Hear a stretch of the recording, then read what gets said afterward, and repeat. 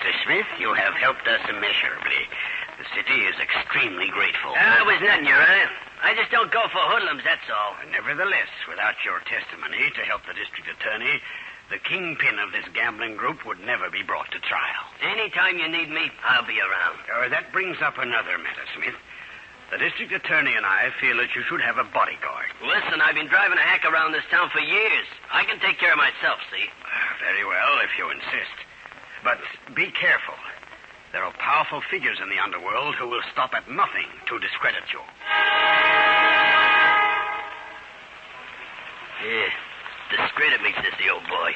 Me, Frankie Smith, scared of a hoodlum. That's for laughs. Hey, my hack, I left it parked right here. Frankie? Yeah? But what do you want? We have to move your hack. It's around the corner. Hey, what gives here? A bullet where you won't like it. Come on, move. Why, you... Move, I said. All right. Get in the back seat. You're not going to get away with this, you know. That's what you think. No. We got plans for you, little man. This is Steve Granger, private detective with a story that blends Christmas and a cunning frame-up, and had me playing a kind of private eye Santa Claus for New York Hackey's kid.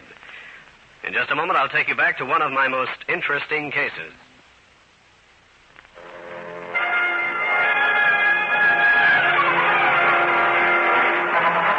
This is Granger. It was pretty near Christmas, a time which is usually quiet for guys in my line of business. I was sitting in my office sending out a few belated cards when the door opened and the boy walked in. Are you Steve Granger? Yeah? What can I do for you, Sonny? Some big, important job, maybe? My name is Frankie Smith. Wow, the only Frankie Smith I know is a cab driver. Been a friend of mine for years. That's my pop. I was named after him. That's why I came to see you. He's in bad trouble. Oh, what? He's in jail. Frankie in jail? I can't believe that. What did he do? He didn't do anything. But somebody said he did, and now he's in jail. It doesn't look like he can get out for Christmas. So I thought maybe you could help. Well, I'll do anything I can, Frankie, but what's your dad accused of? Burglary in the first degree is what the cops say. But he didn't, I tell you. And you've got to get him out for Christmas. Pop's the only one I got in the world. This was the first I ever knew of Frankie Smith having any sort of family, much less a son. The boy told me where the cab driver was being held. I went down, had a lot of trouble getting in to see him, but finally made the grade. Granger, you a sight for sore eyes. And if I got sore eyes... How come you're in the Bastille, Frankie? How come you knew I was here? Your son came down to see me. He wants you out for Christmas. Hey, I might have known it. Chip off the old block, that kid. Granger, I am the recipient of a frame. I've been carefully matted, framed in birch, and now I'm about to be hung on the wall. Those are a lot of words, but no sense, chum. Just say something. Yesterday, I walked out of City Hall right smack into a smack over the head. I go out cold. When I come to, I'm in some doll's apartment. She is yelling thief at me. The cop shows up, and I wind up here. Yeah, sounds like the old frameroo, all right. They play it even safer. On the floor is the dame's fur coat. In a paper sack is the doll's jewelry. Downstairs in my hack, the cop finds some stuff that's been stolen from other spots around town. I wonder why they didn't just knock you off. I wonder, too, in a sort of grateful way. Of course, this will completely discredit any testimony you gave against the gambling syndicate. And when it's over and they're free... I wind up on the East River wearing concrete overshoes. I know what you mean. In any city, there are bail bond brokers. In big cities like New York, there are hundreds. But always there is one main guy. This one was named Ralph Hendon. I went to see him. What's on your mind, Granger? One of your clients get in the clink because of a mistake? No, Ralph, nothing like that. There's a hacky locked up on a burglary rap. He's innocent. I'd like to spring him for Christmas. His kid wants him. You're talking about Frankie Smith? His kid's been here already. What's that mean? No dice. Why not? Granger, I'm a bail bond broker. I take risks. There's some I don't take. Frankie Smith is one. So, he's dead. Also, you're wrong about him. He's guilty. The big boys telephone you and hand you the word. Is that why you won't go bail for Frankie? I'm very busy, Granger. Right now, you're very busy being a rat. That isn't going to help you. Thanks. For nothing. Oh, one more thing, Granger. Yeah? None of the other boys will go bail either. I went from office to office and got the same answer. Sorry, no bail for Frankie Smith. I wanted the police version of Frankie's supposed robbery and managed to worm it out of an embarrassed robbery detail man. Then I headed for my pal Cal Hendricks. Cal knew and liked Frankie Smith. Also, as a newspaperman, he had sources. I hoped he had one now. Hiya, Stevie. Why so nonplussed? Frankie Smith is in jail on a framed burglary rap. That doesn't make him worth much to that investigation group, does it? No. I think that's why the frame was made. Frankie didn't have an enemy in the world. I want him out for the kid's Christmas. What about bail? No soap, Cal. You see, the police have him dead to rights. This woman says she walked into her apartment. She saw Frankie rifling the joint. She went downstairs, got a cop who made the pinch. Who is the woman? I got the name here. It's Leila Rand. Lives on 50th Street. Have you talked to her? No. Well, why don't you? And let me make a few calls to find out if there isn't some way we can spring Frankie for Christmas.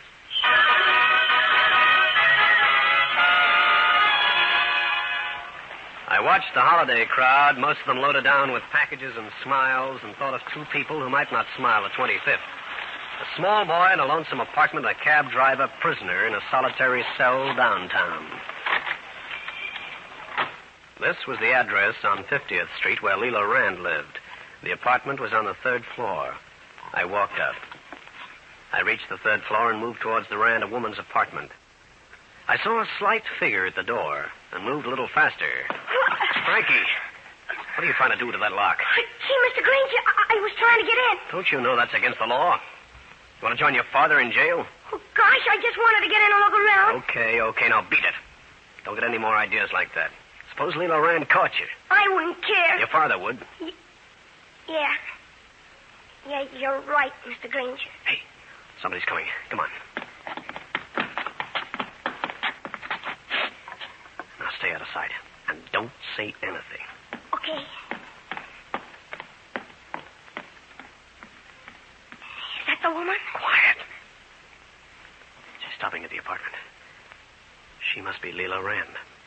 Are you going to talk to her? In a few minutes. Now you walk downstairs and go home and stay there. I waited a few minutes, then moved to the door of Leila Rand's apartment. Yes, what is it? I'm Steve Granger. Are you Leila Rand? I am. I'd like to talk to you about that robbery that took place up here, Miss Rand. The arrested man is an old friend of mine. Oh, come in. I thank you. I wonder if you'd mind telling me what happened up here. Oh, not at all. It was yesterday. I'd been shopping for Christmas things. I see. I came home, I unlocked the door, and felt a presence. You know how women are. You saw him? Distinctly. He was going through that desk there. In the middle of this room, he'd piled my mink coat and a paper sack containing some jewelry. Mm-hmm. I closed the door very softly, went down the hall, and rang for the elevator. I rode downstairs and had the doorman get a police officer. Tell me one thing. Did Smith seem to be dazed? You know, sort of not quite himself. No, I don't think so. I see. Well, sorry I bothered you, Miss Rand. Oh, not at all. Oh, and I've not been a very good hostess. Would you like a drink before you go? I have some excellent scotch. Well, thanks. Holiday spirit, you know. Won't take a minute. I watched Leila Rand move towards a typical apartment bar stuck in one corner. She stood with her back to me. She got out the ingredients plus some ice, mixed the highball, and came back. Here you are, Mr. Granger. I hope you like soda. I do, yes, thanks. A toast to your success. I'll drink to it, but I'm afraid I'm at a dead end. Cheers, just the same. Cheers. Well, how was it, Mr. Granger? Delicious. Kind of strong, but... Mr. Granger, what's wrong? You look like you don't feel so good. No, I'm all right. Just gonna get some air. Mr. Granger, why don't you lie down for a minute? I gotta go. Gotta get out of here. Oh, no, Mr. Granger, you can't go now. You're too tired. You're sleepy. Why don't you let me get a pillow for you and rest your head? Let go. I gotta get out of here. Oh, lie down, Mr. Granger. Lie down like a good little boy.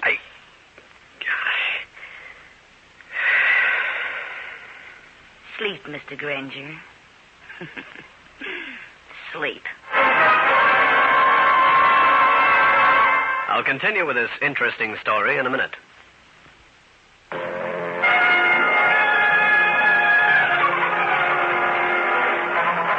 don't remember anything after Leela Rand telling me to sleep. When I came back alive, there was a taste like bear fur in my mouth, and my head was aching from every angle.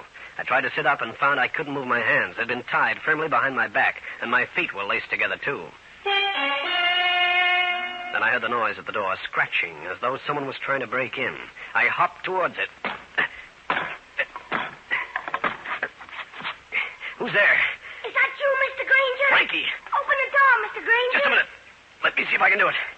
I'll just turn my back and see if I can reach the knob with my fingers. I nearly got it. Try harder, Mr. Granger. I got it. Now, if only I can. My luck's in, kid. The door wasn't locked. Oh, gee, Mr. Granger, did you let a woman tie you up? I certainly did. Undo me, will you, kid? There. Here, I got your hands free. Thanks, son. For this, I owe you something. Well, you know, I didn't like that, Mrs. Rand. I'll go along with that, Frankie. There, I got the feet free. Now, let's get out of here. But aren't you going to look around? Isn't that why you wanted to get in here, too? Frankie, we're up against a very smart bunch of crooks. They don't let things lay around for private eyes to find. I escorted Frankie's son to his apartment, told him to stay there for the second time, and called Cal Hendricks. I told him what had been happening to me, and asked if he'd got anywhere with his investigations.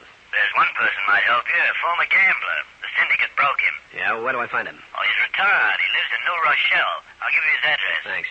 And be careful of him. He was double-crossed once. It almost cost him his life. So what? The double-cross was set up by a private detective. Cal gave me the character's name, Michael Fless. The address was an apartment house in New Rochelle. I grabbed a train and went there. It took under an hour to get to the suburban city. Michael Fless lived in a building as circumspect as a Bible class. Hello? You're Michael Fless. I'm Steve Granger. The private eye, huh? A hack driver has been framed in New York, is fixed without bail. Not interested, Granger. You will be when I tell you that the syndicate did the job. Cal Strader? It could be. If he's the head like the law thinks. Yes. There's a dame mixed up in it named Leela Rand. She mickeyed me. She's a snake. She helped get me. I want that cab driver out for Christmas. Tomorrow's the last day. Can you help me? Yeah. There's a character hangs around a nice spot on 23rd Street. His name is Louis Brill. He's my eye. He's been getting things together. Maybe this might be a good a time to get even. It would. The law would be on your side. Granger, What? if I help, the law is out until it's over. Understand? Okay. And you. Play it straight or play it dead.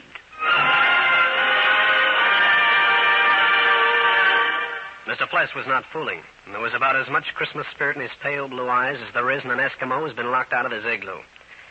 I wasn't kidding myself that this was a friendly character, but at least he looked like providing me with a little ammunition, even if it might backfire on me.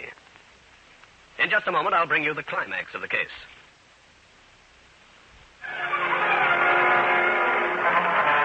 I left Michael Fless and made my way back to Manhattan. With him helping me along, I felt a bit more hopeful in my fight for Frankie Smith.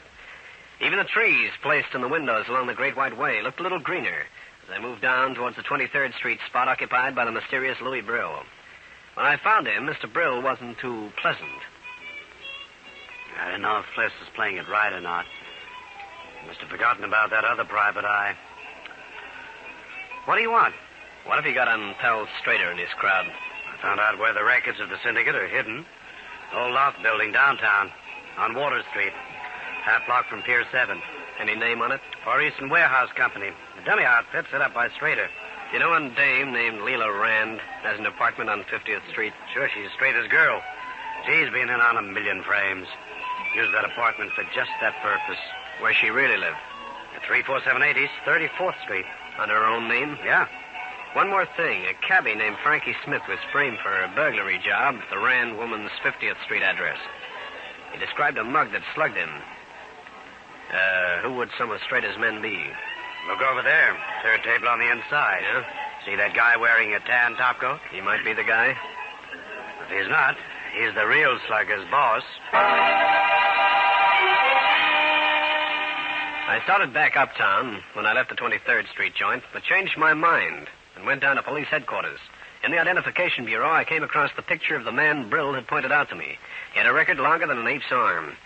5 minutes later, I was shown into Frankie Smith's cell. Well, well. Welcome to my humble abode, Granger. Frankie, I think we've come up with something, but I want you to look at this picture first. You recognize him? Yeah, he's the character who slugged me the other day. You're positive? Would you swear to that identification on a witness stand? With much emphasis and complete confidence. I took the picture back to the identification bureau, got a report on the hoodlum's present address, and with it received a shock. He lived in the same building on 50th Street as Leela Rand's hangout. I headed straight for Cal Hendricks' home base. Told him what I'd found out. Maybe we could get to that hoodlum and sweat him a little. If he confessed, Frankie Smith would go free. Then we could stick the DA's office into Pal Strader's syndicate records and make it up to Fless in New Rochelle. Good idea. But I think we ought to get to the records first. Would that be playing it square with Frankie? He still wouldn't get out of that burglary charge. Yeah, that's right. Let's pay this hoodlum a visit first. His apartment is right next to the one Leela Rand uses. Smart setup for that gang anytime they had a frame to pull. Yeah. Hey, the door's opening. Quick. Back around the corner. Okay, now we're leaving. But don't forget, Steve Granger will get you. If you don't get him. Don't worry. He'll be lost by morning. You have a plan, future? Quiet. Call us when you finish with him. Right. Come on, Leela. Let's get going. Recognize the man with the Rand doll? Pal Strader. Yeah, I know. Listen, Cal, you follow them. Find out where they go. I'll handle this myself. Okay. Meet you at your place, out in front. Right. I'll walk down. Who's there? Strader, I forgot something. Hey, you ain't... Get in there. Get up those hands and keep them up. What are you trying to pull? I'm Steve Granger. Does that mean anything to you? No. Then it doesn't mean anything that I heard Leela Rand tell you to get rid of me either? She was only fooling. Like you were fooling when you slugged Frankie Smith and then framed him for burglary. I don't know anything. Frankie can identify you, Buster. I'm going to take you downtown. And you can tell the cops your story, if they believe it. Now, wait a minute. Get your hat. We're paying a call on police headquarters.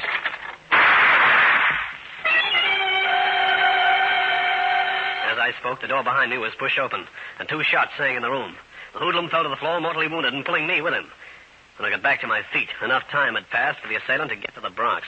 I found one thing, a key in the door. I wrapped it in my handkerchief, hoping for fingerprints. Just to check, I went down into the main hallway of the building and found Cal Hendricks just sitting up on the floor. Oh, my head. What happened to you, Cal? Oh, they must have got wise to me. I came down the steps around to the corner and blam, I caught it. They must have smelled something. When they saw you, they got you out of the way, and they went back upstairs, unlocked the door, and shot the handyman. Oh, it's great. Did you get anything out of it? Yeah, but it won't do any good now. He's dead. I don't think any statement I'd make would stand up. Well, that's that. Yeah, here comes the homicide crew with a hat full of questions. After that? I want to go down to the police lab. I got a key with fingerprints, I hope. We told the homicide men our story. They promised to get out a pickup on Pell Strader and Leela Rand. A pickup that wouldn't do much good because they'd obviously alibi themselves. Then we went to the police lab. We got an interesting report. Well, Steve, what'd the lab boys tell you? The key had the print of a thumb and forefinger, Cal. Good, good. Better than you think. The prints are those of a woman's. Leela Rand? Who else's? Now all we need is a paraffin test done on Strader and Leela Rand. Then we'll know which one shot their mug pal. And maybe Frankie Smith will be out for Christmas if the police pick up that pair. You and I won't wait for that, old boy. No? We're going down to that warehouse and get the syndicate records. That way we can force their hand.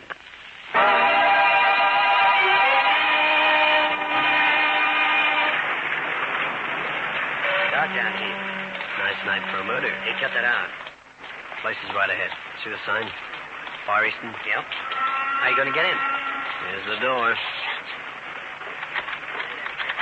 Oh, can't wait for somebody to unlock it for us. Grab onto the knob. There you are, Mr. Hendricks. Close it. Where do we start? I can make out what looks like an office over there. Here we are. Now, there's a light cord. Want me to pull it? What do we got to lose? 2 filing cases. Yeah. Find anything? Take a look. Records of gambling takes, operations of different places. Straightest signature all over everything. Yeah, look at this. Leela Rand's signature. We've got her, too. Now, if we can only get Frankie Smith out of the clink. What about that? I don't know. Want to answer? Why not? Yeah. Don't bother to disguise your voice, Granger. This is Leela Rand. What do you want? I want you to leave those records alone. If you do, Frankie Smith's son will be free in an hour. You've got him? Just a minute. Gee, Mr. Granger, I unlocked the door and he grabbed me. Heard enough, Granger? Yeah, I'll do as you ask. I told Cal what had happened, and we agreed that I would be in my office in an hour. But first, he and I went uptown to the 34th Street building where Leela Rand really lived. I left Cal behind with instructions to wait 5 minutes and then come up. Come in, Granger. With your hands in sight. You were waiting for me, huh? Certainly. I've had a man on you ever since you got away from my little plan. I know every move you've made. Now what? You've got to go. Just like you shot your mug helper? Why not? Where's Trader? In the kitchen. He'll be out in a second. Pally, All right, give me that gun. Mr. Granger! Get out of here, Frankie. Pal, get out of here, quick! Let go. Okay, wise guy, drop it. No, you drop it, Strader. You...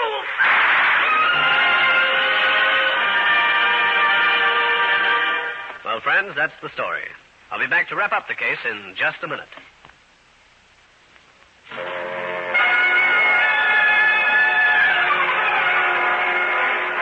Cal Hendricks had crashed through the door, and when Pell Strader turned on him, the newspaper man lifted him through the shoulder. We took them both down to headquarters, told our story, and saw Frankie Smith released from custody. It was 5 in the morning. The next time we met was in Frankie Smith's apartment. Say, you and Cal certainly make a good team, Granger. I had a lot of lucky breaks.